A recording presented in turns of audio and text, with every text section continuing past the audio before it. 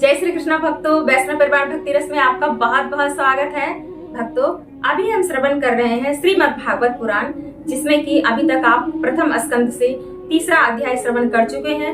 आज के एपिसोड में हम श्रवण करेंगे चौथा अध्याय और इसे चतुर्मास में श्रवण करना उत्तम माना गया है।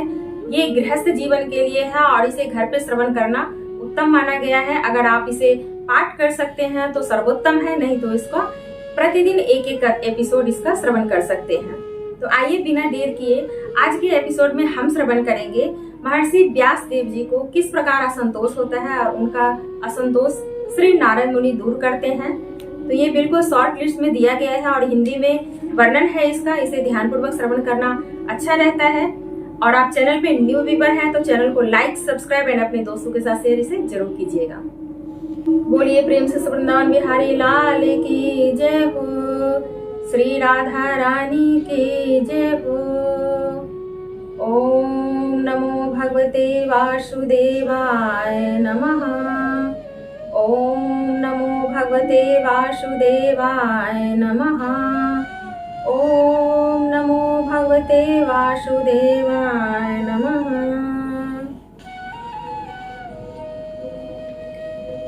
महर्षि व्यास का असंतोष।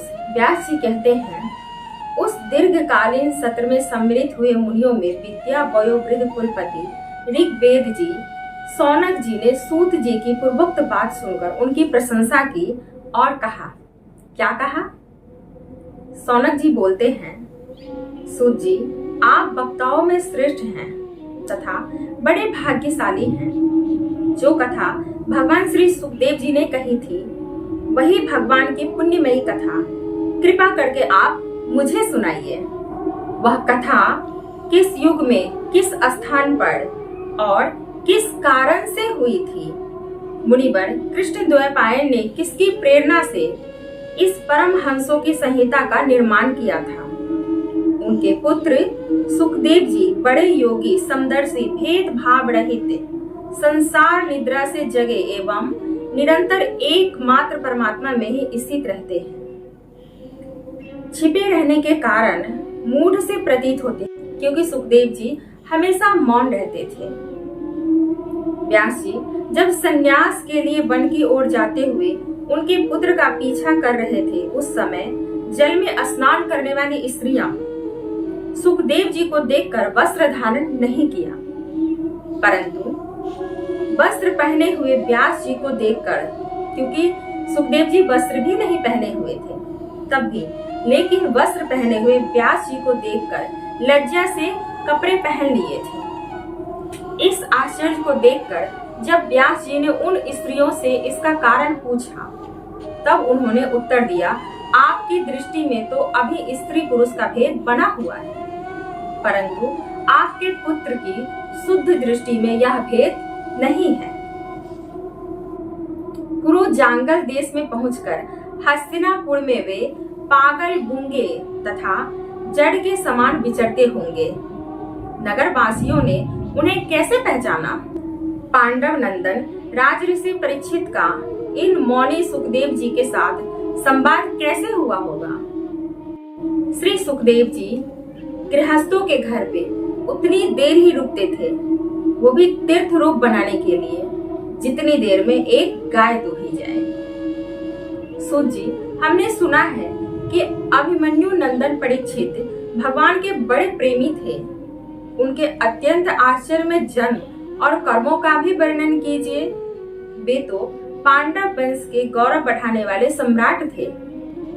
वे भला किस कारण से साम्राज्य लक्ष्मी का परित्याग करके, अनशन करके गंगा तट पर बैठे थे?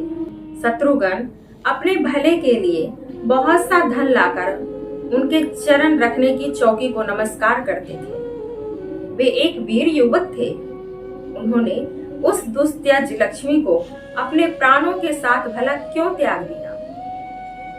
जिन लोगों का जीवन भगवान के आश्रित है, वे तो संसार के परम कल्याण, अभ्युदय और समृद्धि के लिए ही जीवन धारण करते हैं।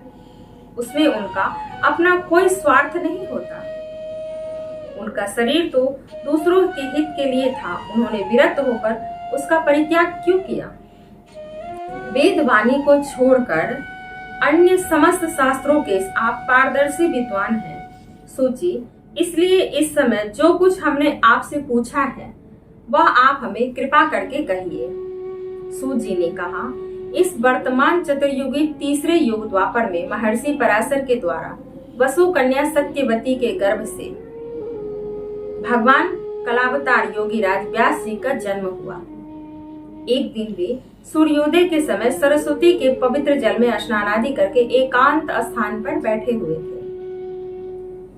महर्षि भूत और भविष्य को जानते थे।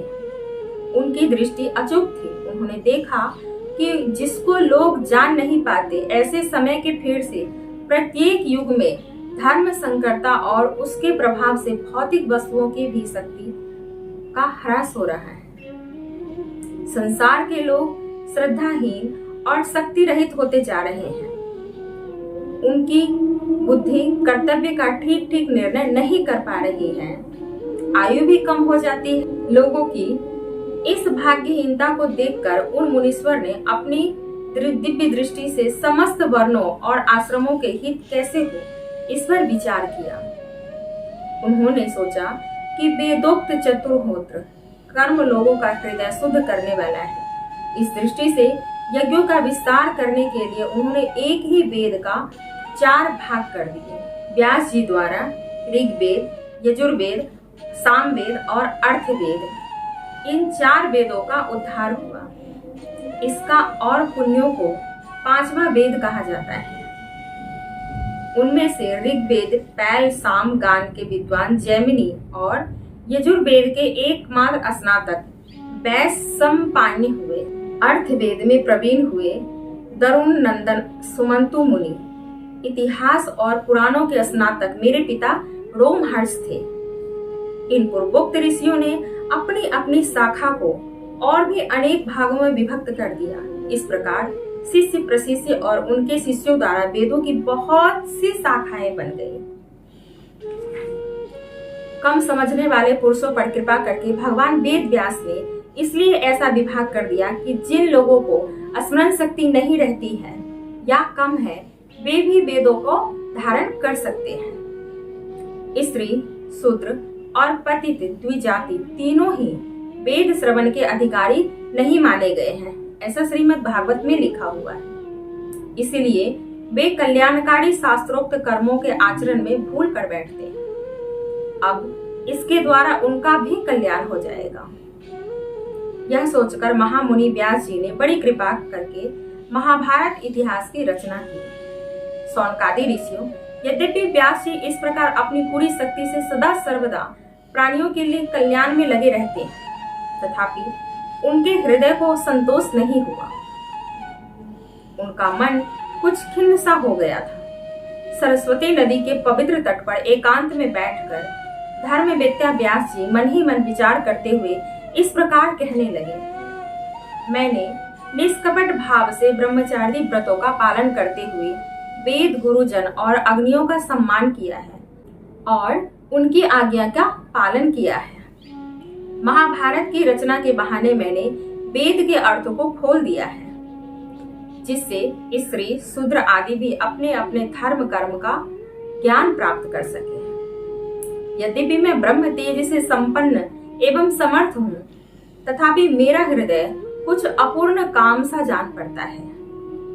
अवश्य ही अब तक मैंने भगवान को प्राप्त कराने वाला धर्मों का प्रायः निरूपण नहीं किया है। वे ही धर्म परमहंसों को प्रिय हैं और वे ही भगवान को भी प्रिय हैं। हो न हो मेरी अपूर्णता का शायद यही कारण है, ऐसा वो विचार कर रहे थे। श्री कृष्ण द्वैपायन व्यास इस प्रकार अनेकों अपूर्ण सा मानकर जब खिन्न हो रहे थे, उसी समय पूर्वोक्त आश्रम देवऋषि नारद जी वहां पे आ पहुंचते हैं। उन्हें आया देखकर व्यास जी तुरंत खड़े हो गए। उन्होंने देवताओं के द्वारा सम्मानित देवऋषि नारद जी की विधि पूर्वक पूजा की। बोलिए प्रेम से वृंदावन बिहारी लाल की जय हो, श्री युगल जोड़ी सरकार की जय हो। भक्तों, ये तो था श्रीमद् भागवत के प्रथम स्कंद का 4था अध्याय। कल के एपिसोड में हम श्रवण करेंगे 5वां अध्याय जिसमें कि भगवान के यश कीर्ति का महिमा और देव ऋषि नारद जी के पूर्व चरित्र का वर्णन किया गया है। देवों से पूजित देव ऋषि नारद जी का पूर्व चरित्र का वर्णन सुनना बहुत उत्तम है। ये लोक कल्याण के लिए अच्छा माना गया है, इसलिए इस एपिसोड को जरूर श्रवण कीजिएगा। तो मिलते हैं नेक्स्ट वीडियो में, तब तक के लिए जय श्री कृष्णा, राधे राधे।